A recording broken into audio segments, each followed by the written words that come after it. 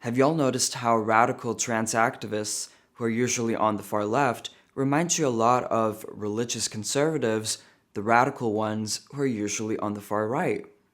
I know I have. It's called the horseshoe effect, and that's what I want to talk about today.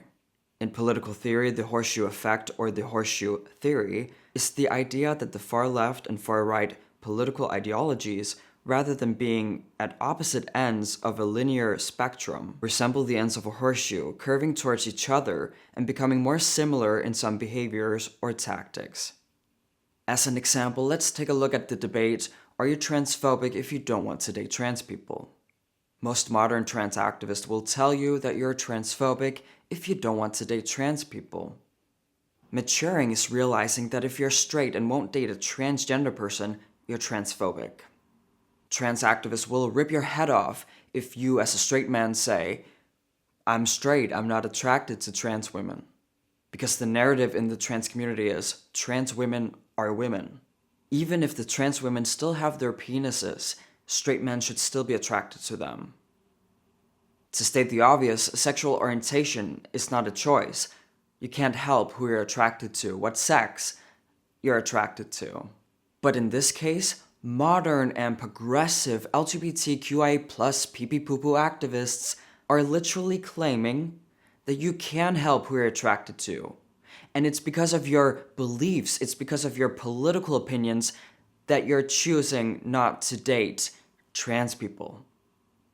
Instead of acknowledging, understanding, and promoting the born this way argument, activists shame people for their sexual orientation when it doesn't involve fucking trans people.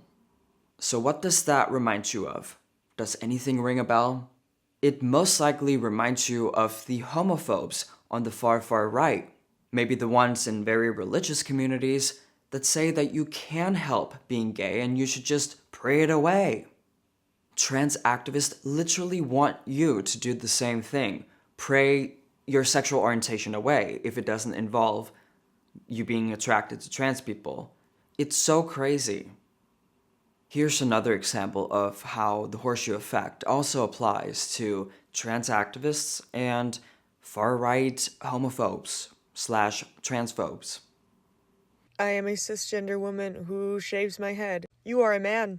Manly man. I am a trans man who shaves my head. What a gorgeous, beautiful, womanly woman you are. You're always gonna be a gorgeous, beautiful, womanly woman. I'm a cis guy, but I like painting my nails and wearing skirts. What are you, a fucking girl? Dude, you're basically a fucking girl. You're such a fucking cis. Hey, I'm a transgender woman. I wear skirts and paint my nails. Manly man. I can see your man muscles and your man face. Man, hairline man. I understand and agree with the point of this video. People on the far right who shame, let's say, men who are feminine and say you're not a real man should shut their mouths. Because they should know, and I do think they actually believe, that there's no such thing as a real or a fake man. Either you are a man or you're a woman. There are only two genders, and gender, sex, whatever, same thing, is not a spectrum. So it's really stupid to shame the men and women who want to look androgynous. But what I think is so hilarious is how all of these statements that are supposed to come from the far right come from the trans community as well. I mean, look at this. I'm a woman who shaves my head. You are a man. That is exactly what trans activists will tell women who are a little bit more butch than the average woman. The trans community has dramatically changed over the last 10 years. Back in the day when transsexuals were actually transsexual, the criterias of being a part of that community were having gender dysphoria and going through a medical gender transition with hormones and surgeries, legal changes, and so on. Today, the trans community is filled with people who are not really trans, and they have removed all of the criterias. Today, the narrative is you don't need gender dysphoria to be trans, you don't need to transition, or would want to transition to be trans. If you claim to be trans, you are it. And not only that, if you claim to be a woman, you're a woman. If you claim to be a man, you're a man. And that means if you as a woman shave your head, you are a man. Like a real man. According to the community today, that is all it takes. That level of intolerance, refusing to believe that there's a million ways you can be a man and a woman, and not a million genders, is kind of what you see on the very far right. Like the very narrow view of what it means to be a man and a woman. And I think it's so funny, mostly because trans activists hate not just the far right, like most people should, but the right in general, and also the left that isn't as radical as them. Yet they spew the same arguments as the far right.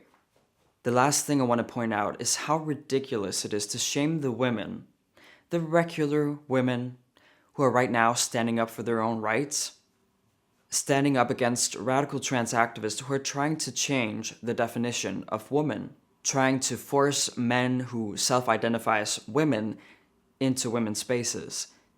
It almost feels unreal how progressives, out of all people, have a problem with women's rights.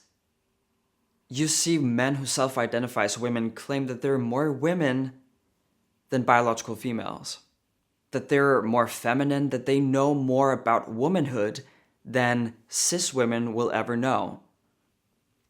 Men who, in a very nasty way, want to feel superior to women, claiming that they're so much better than women, and that women should just shut up or whatever, is something we have seen before, on the opposite end of the political scale. I know I'm making bold statements, but remember I'm talking about radical people on both sides. Radical people on the far right do not necessarily represent the right in general. The same thing applies to the far left. I feel stupid for clarifying, but I know there will be people in the comments really wanting me to, so that's all I have for today's video. Thank you so much for watching. If you want to see more content like this, remember to hit subscribe and the notification bell. As always, let me know what you think, and I cannot wait to read the comments down below. Peace out.